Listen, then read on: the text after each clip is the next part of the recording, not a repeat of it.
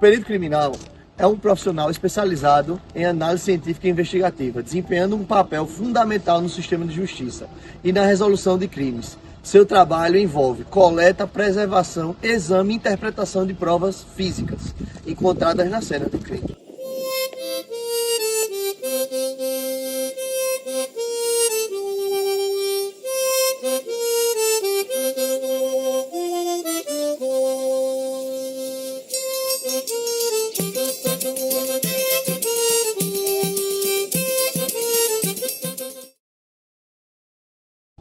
Corpo de delito é o conjunto de elementos sensíveis deixados pelo crime. Exame de corpo de delito, por sua vez, é a espécie de perícia realizada para juntar vestígios. O exame de corpo de delito possui duas modalidades, a direta e a indireta. A direta é quando ele é realizado no próprio corpo de delito, sem que haja intermediação. E a indireta é por meio de dados e vestígios paralelos. Autópsia ou necrópsia é o exame feito no cadáver para determinar a causa da morte. O exame do local do crime, ele possibilita muitas vezes o recolhimento de informações e de vestígios relevantes para a reconstrução do fato. O exame de instrumentos destina-se a verificar a natureza e a eficiência do instrumento utilizado na prática daquele crime. A perícia laboratorial é um exame especializado realizado em lugares próprios ao estudo experimental e científico.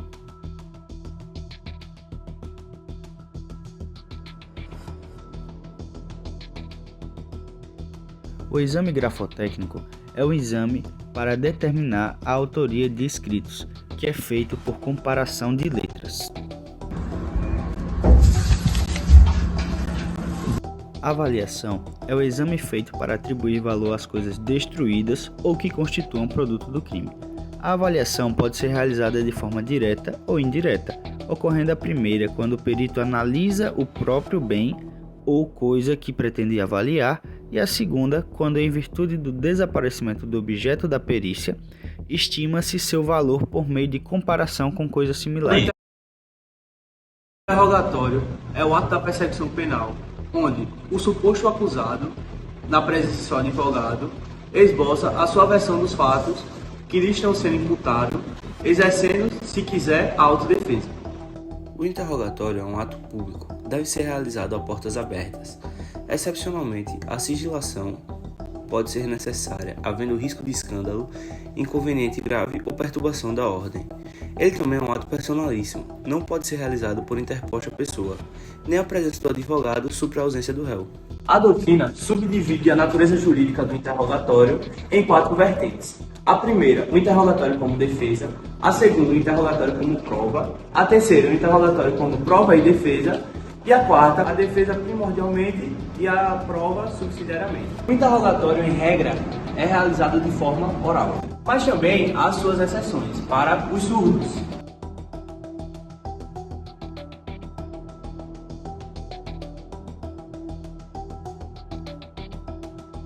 Para os mudos.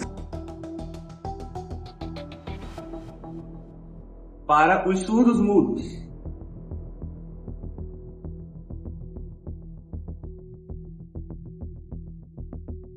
E por fim, para os estrangeiros. Boa noite. De onde o indivíduo é? Where are you from? Beautiful. No. Where are you from? United States. O interrogatório ele é dividido em 3 vertentes. A primeira é o da individualidade, que, quando houver corréus, eles deverão ser interrogados de forma separada. A segunda é o da judicialidade, onde diz que o ato do interrogatório deverá ser realizado pela autoridade judicial que preside o processo. E o terceiro é o da espontaneidade, onde diz que o interrogatório deverá ser livre de pressões ou constrangimentos. O ofendido é um indivíduo que possui direitos infringidos ou ameaçados, sendo considerado a vítima, e sua declaração terá valor como evidência. Segundo Guilherme de Souza Nutt, o este é o sujeito permanente passivo ou formal, ou está sempre ligado ao delito e, é claro, possui o monopólio do poder de punir. No entanto, para fins processuais, considera-se sujeito material ou eventual, ou seja, aquele que está diretamente ligado ao delito. Passa. Calma aí. Deixa o problema do chip, velho. É o quê? Tá, oi. Tome isso, vá. No processo penal, o ofendido pode fornecer declarações relevantes sobre o delito, o suspeito e as evidências, mesmo não sendo testemunha. Suas declarações não estão sob juramento, mas podem resultar em responsabilidade legal se acusar injustamente alguém.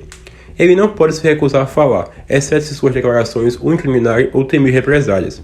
Sua presença é obrigatória quando intimado, e suas declarações são meio de prova, especialmente em crimes sexuais. Com a Lei nº 11.900, do ano 2009, é permitido que o ofendido seja ouvido por videoconferência, mas críticas a esse método são levantadas, semelhante ao interrogatório do acusado. A Lei 11.690, do ano 2008, trouxe mudanças significativas para garantir a proteção e apoio ao ofendido, reconhecendo sua importância no processo penal. E essas mudanças incluem: 1. O ofendido deve ser informado sobre os eventos do processo, como prisões, audiências e decisões, para participar efetivamente do caso. 2. Em audiências, o ofendido tem espaço separado do agressor e seus familiares, protegendo sua integridade física e emocional. 3. O ofendido tem direito a apoio psicossocial, jurídico e médico, custeado pelo agressor ou pelo Estado, para superar o trauma do crime. 4. Se a presença do réu causar desconforto psicológico, ele será retirado da sala, e o réu poderá acompanhar por videoconferência. E 5. O juiz deve proteger a intimidade, honra e imagem do ofendido, podendo ordenar segredo de justiça para evitar a exposição pública prejudicial. Confissão é a admissão por parte do acusado da veracidade do fato que lhe está sendo imputado. Torinho Filho afirma que é o reconhecimento feito pelo imputado da sua própria responsabilidade, ou seja, é o reconhecimento da autoria realizado pelo próprio autor. A confissão deve ocorrer de maneira pessoal, ou seja, ela somente será válida se ocorrer pela pessoa do acusado, o que significa que o procurador ou advogado não poderá realizar. A confissão, em regra, deve ocorrer durante o ato de interrogatório, e se confessar, o juiz deverá indagá-lo a respeito dos motivos e das circunstâncias do fato, e se houve a concorrência de pessoas para o crime, de acordo com o artigo 190 do Código de Processo Penal. E o que aqui se faz necessário saber é: o senhor realmente tem a intenção de se confessar? Doutor, eu já falei. Calma. Doutor, o senhor realmente tem a intenção de se confessar, sim ou não? Doutor, eu cometi o crime, já falei várias vezes que eu matei a moça. Antigamente, a doutrina caracterizava a confissão quanto à oportunidade em que ela era praticada, que seria a confissão judicial, quando era realizada perante o juiz, e a confissão extrajudicial, quando não ocorria perante a autoridade judiciária, por exemplo, na fase do inquérito. Porém, nos dias atuais, muitos doutrinadores entendem que a confissão somente pode ser caracterizada como confissão judicial, pelo fato de somente ser válida quando ocorrer perante a autoridade judiciária, o que fez com que o artigo 199 do Código de Processo Penal perdesse seu efeito. A confissão não é mais considerada a rainha das provas, como lá no processo inquisitório medieval. Hoje em dia, o valor da confissão é relativo, pois, em tese, nenhum meio de prova é absoluto, e o valor dela será dado a partir da observância dos outros elementos probatórios que estão dentro do processo, observando-se entre eles a compatibilidade, e, se houver, a confissão possuirá efeito de prova. O juiz deve estar atento aos fatos que dão causa à insincera admissão, como, por exemplo, o recebimento de dinheiro. E o senhor, de fato, cometeu o crime? Doutor, eu não gostaria de responder, não. O silêncio do acusado não importará a confissão, e muitos autores entendem que a última parte do artigo 198 do Código do Processo Penal é inconstitucional, pois não faz relação com a Constituição. O silêncio não pode prejudicar o réu e nem ser utilizado como elemento para o convencimento do juiz, pois o direito ao silêncio durante o ato de interrogatório deve ser entendido como o direito à autodefesa, podendo ser exercido de forma livre e voluntária, podendo o réu se recusar a responder a indagações feitas pelo MP ou pelo juiz. Parte da doutrina entende que a confissão ela pode ser divisível e retratável. Quanto à sua divisão, parte da confissão pode ser acatada e a outra parte pode não ser. Isso vai depender da análise do juiz diante das outras provas que estão inseridas dentro do processo. E quanto à sua retratabilidade, o indivíduo acusado ele pode desdizer-se, entre aspas, do que foi dito e assim mudar as versões do fato e a imputação que foi atrelada a ele. A doutrina classifica a confissão de 3 formas quanto ao seu conteúdo. A primeira forma seria a simples, quando há confissão de um único delito, de um único fato criminoso. A segunda dela seria a confissão complexa, que seria aquela confissão de 2 ou mais eventuais crimes. E a terceira dela seria a qualificada, que é quando de fato ocorre a confissão, mas quando o indivíduo ele enseja alguma coisa que pode trazer um benefício a ele, como a legítima defesa. Existe um tipo de confissão que é conhecida como delação, ou melhor, confissão delatória, que seria o ato pelo qual o acusado confessa sua responsabilidade criminal e incrimina outrem, apontando-o como coautor ou partícipe. E após essa delação, após essa confissão delatória, o juiz deve inquirir o acusado das razões pelas quais ele realizou.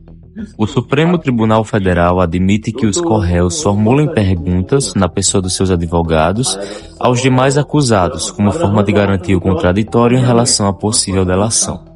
E o que eu realmente aqui quero saber é isso. O senhor realmente cometeu este crime? Doutor, como eu disse, eu cometi. Mas, eu não cometi sozinho não, doutor. Tem um indivíduo lá onde eu moro, no Salvador Lira, numa rua lá, num bequinho. Tem certeza que tá falando? Absoluta, que cometeu esse crime comigo. E não é de hoje não, viu? Ele é pior que eu. Entrando nessa linha de raciocínio da delação, há um exemplo de delação que é conhecida como delação premiada, que é o instituto do direito que permite que o agente do crime tenha sua pena diminuída ou até mesmo isenta em razão da colaboração que lhe dá o processo, de acordo com as hipóteses legais, para a identificação dos demais autores ou partícipes da infração, para a libertação da vítima, para a recuperação do produto do crime ou até mesmo para a destruição da associação criminosa. E essas hipóteses de delação premiada estão previstas no artigo 159, parágrafo 4º do Código Penal.